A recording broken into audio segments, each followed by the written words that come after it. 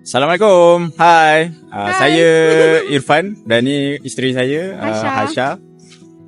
Dan kami mengadakan majlis perkahwinan kami di Dewan Masmida MAIS Kelang pada tarikh 28 hari bulan 12. Okey, bersama hari Ahad lah. Okey, dekat Dewan Masmida ni sangat menarik, okey, dan sangat cantik lah dia punya pelamin. Okey, baju yang kita orang pakai ni pun cantik. Okey, tengoklah isteri saya yang cantik ni. Okey. Cantik, sangat cantik tengok pelamin kita orang. Pelamin ni sangat-sangat cantik. Okey, kena dengan baju puji tu. Cantik decoration kat luar. Ya, Even betul. fotografer pun cakap cantik. Betul. Okey, makanan dia banyak-banyak sangat pilihan. Okey, air saja dah ada 6. Okey, so sangat banyak lah air.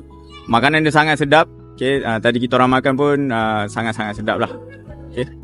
MC kita sangat, suara dia sangat jelas, sangat merdu, sedap.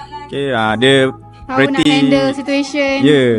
Pretty nak take over of the situation lah. Kalau ada apa-apa dia akan terus masuk je. Sangat dimudahkan even from A to Z. Koordinator yang tolong bagi tahu okey ni nak buat macam ni, nak buat macam ni, bila tu untuk start, bila untuk jalan, bila nak duduk, semua dia orang help kita. Sangat membantu. At least kita tak adalah macam apa saya nak cakap, Terkiak-kiak lah. Betul. Betul. Kita tak tahu nak buat apa, dia dah ready lah. Dia dah tahu dah kita nak buat apa, seterusnya dia dah standby Dia lah. dah guide kita siap-siap dah. Ya, betul.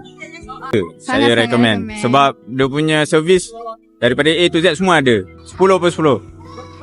Puas hati sangat-sangat. Masmida terbaik.